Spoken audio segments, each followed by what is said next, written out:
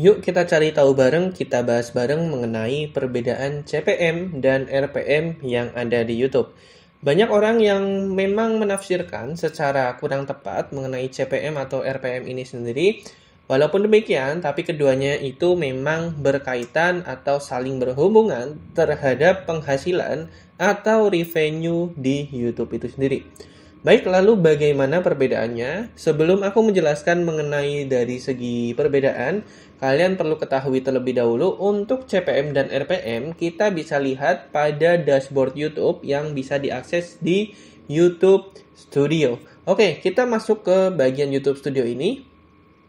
Oke, kita masuk ke YouTube Studio. Setelah itu, kita akan masuk ke bagian Analytics di bilah sebelah kiri ini ya. Lalu di sini kita bisa taruhlah di menu pendapatan dan kita bisa lihat yang namanya RPM dan juga CPM. Nah, kita bisa lihat nih di RPM ini nih. Oke, di RPM ini kita juga bisa lihat lainnya. Nah, ini secara lebih detail atau secara lebih kompleks. Nah, ini rata-rata di sini tertampil RPM-nya seperti itu ya. Kita coba lihat kembali. Oke, nah kita coba bahas mengenai CPM dan RPM itu sendiri. Nah, CPM atau RPM itu sendiri apa? CPM itu merupakan singkatan dari cost per mile. Cost per mile itu artinya adalah biaya yang dibayarkan per 1000 tayangan. Biaya yang dibayarkan oleh siapa? Oleh dari pihak pengiklan atau advertiser kepada publisher. Jadi, mereka itu para pengiklan, misalkan nih, pengiklan itu seperti dari Ruang Guru, Gojek, Grab, TikTok, terus juga ada Sayur Box, terus ada dari hosting provider seperti itu. Ada dari Shopee juga, ada dari Lazada. Nah, mereka itu adalah sosok pengiklan atau sosok advertiser. Itu adalah biasanya untuk metrik ini digunakan oleh pengiklan atau advertiser.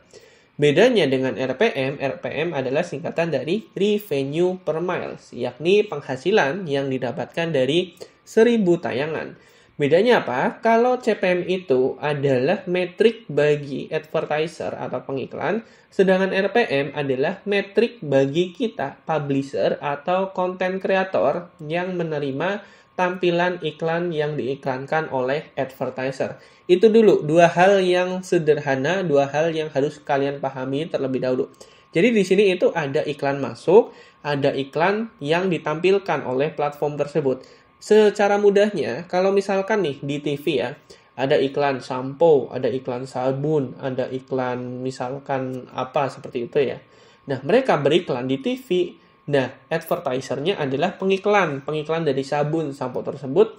Publishernya siapa? Ya, pemilik TV tersebut. Bisa TV swasta, bisa TV nasional.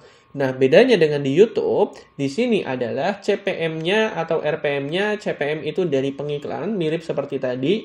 Dan RPM-nya milik dari kreator yang ada di platform YouTube. Jadi YouTube di sini hanya menyediakan platform, mungkin juga nanti akan ada bagi hasil kalau misalkan kalian cek di dashboard Google AdSense seperti itu ya. Nah, nanti penghasilan sepenuhnya akan masuk ke kantong dari konten kreator yang ada di YouTube. Baik itu ada calon sarjana, ada Eza Hazami, ada Just No Limit, dan banyak lagi lainnya. Itu adalah konten-konten kreator yang ada di YouTube yang menggunakan platform YouTube untuk membuat video dan bisa memulai menghasilkan uang atau revenue dari platform tersebut berdasarkan pengiklan yang mengiklankan di platform YouTube itu sendiri.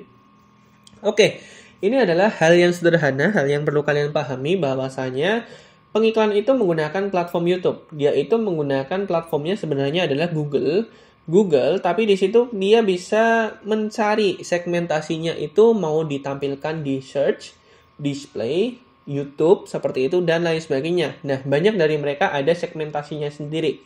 Kapan mereka akan menggunakan search? Search itu kalau misalkan kita ketik seperti ini. YouTube. Oke, nah nanti akan tampil bersponsor di atas. Itu adalah Google Search Network. Ada juga Google Display, biasanya itu untuk Google AdSense yang ada di website ataupun blog.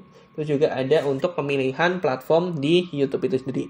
Nah, setelah kalian memahami standar atau fundamental utama yang paling penting, kalian sekarang bisa memahami perbedaan antara keduanya. CPM adalah biaya yang dikeluarkan oleh pengiklan untuk mengiklankan produk atau brand mereka seperti itu. Ini metrik khusus advertiser atau khusus pengiklan. Jadi kita nggak bisa mengganggu-gugat terkait hal tersebut. Mahal murahnya suatu iklan bergantung dari kepiawaian mereka dalam beriklan, terus juga ada kompetitor atau enggak, seperti itu ya. Nah, fokus kita adalah RPM. Karena kita merupakan content creator, jadi fokusnya pada RPM atau revenue per miles, yakni pendapatan yang dihasilkan dari 1000 tayang. Berapa sih dapatnya? Nah, 1000 tayangan ini untuk RPM-nya, kebetulan di channel aku yang membahas mengenai tips dan tutorial teknologi, itu bisa dikatakan cukup kecil ya, cukup rendah.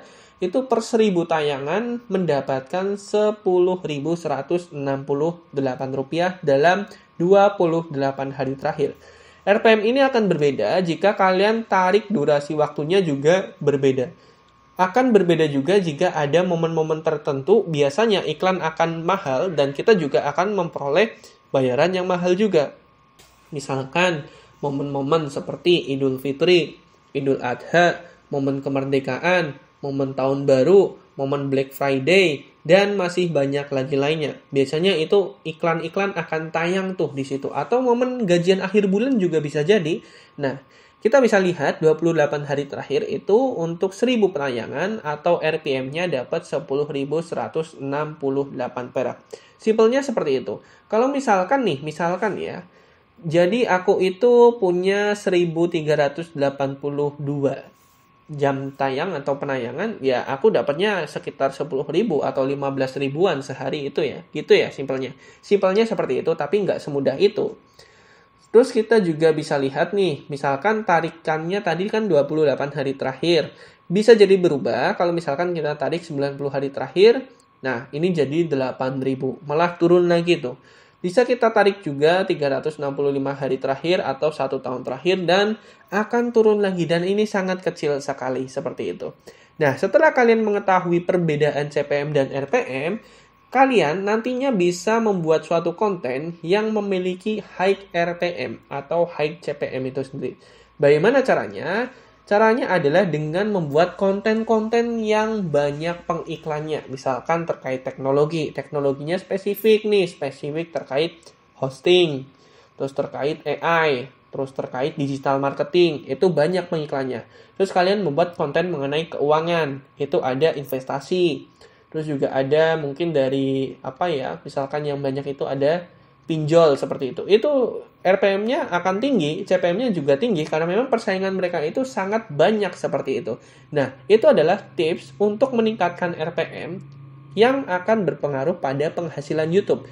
Kalau kalian membuat konten keuangan, membuat konten teknologi yang jauh lebih spesifik, RPM kalian nggak akan 10.000. Bisa jadi RPM kalian itu paling minimal 30.000 dan standarnya bisa 50.000, 70.000. Itu tergantung dari konten kalian. Kalau misalkan anggap saja 50.000 ya, dengan penayangan 1.300-an, berarti kalian sehari bisa dapat setidaknya 50.000 sampai 70.000. Jadi kalian sebulan bisa langsung gajian dengan jam tayang yang cuma segini, dengan subscriber yang cuma 1.389. Nah, kalian bisa lihat di CPM dan RPM. Jadi, RPM ini sangat bergantung pada penghasilan yang akan kalian dapatkan. Jadi, kalian nggak usah bingung, kalian nggak usah bertanya-tanya lagi sebenarnya, kenapa sih aku punya subscriber banyak, tapi yang nonton dikit. Aku punya subscriber dikit, tapi yang nonton banyak. Setelah itu nanti akan di breakdown lagi, akan muncul lagi, kok penontonku kok subscriberku segini, kok penontonku segini, dapatnya banyak ya. Kok ada yang subscribernya banyak, penontonnya banyak, kok dapatnya malah jauh di bawahku. Nah, itu pengaruh paling utamanya adalah pada RPM ataupun CPM, tergantung dari konten yang kalian buat. Di sini aku juga banyak melihat nih konten kreator seperti konten kreator vlog, terus juga ada konten kreator mancing, ya karena di situ nggak ada yang ngiklan gitu, nggak ada target iklan dari pengiklan. Nggak ada yang mengiklankan mengenai pancing, nggak ada mengenai misalkan alat-alat pancing dan lain sebagainya. Jadi kita juga harus pintar. Kalau misalkan nih kalian membuat konten otomotif ya tentu pendapatannya bisa jadi tinggi karena Ada Honda ngiklan, ada Yamaha ngiklan, ada Suzuki ngiklan, ada Mitsubishi, ada Avanza, Expander, dan lainnya masuk, itu tentu akan sangat mempengaruhi penghasilan kalian. Walaupun tayangan kalian itu cuma 1000 sehari, tapi dengan RPM yang tinggi, bukan tidak mungkin kalian bisa gajian tiap bulannya. Jadi subscriber itu sama sekali nggak pengaruh. Yang paling pengaruh adalah pada penayangan kalian, pada RPM kalian, dan pada konten yang kalian pilih. Jangan lupa tonton video yang lain di Huam Teknologi, karena channel ini membahas tentang tips YouTube dan tips teknologi lainnya. Apabila dari kalian ada yang ingin ditanyakan, silahkan drop aja di kolom komentar, nanti kita discuss bareng. Apabila video ini bermanfaat, jangan lupa subscribe channel Huam Teknologi, karena channel ini membahas tentang tips teknologi, biar kalian semua gak gaptek. Baik, terima kasih sudah menonton video kali ini, dan sampai jumpa di video yang lain. See you!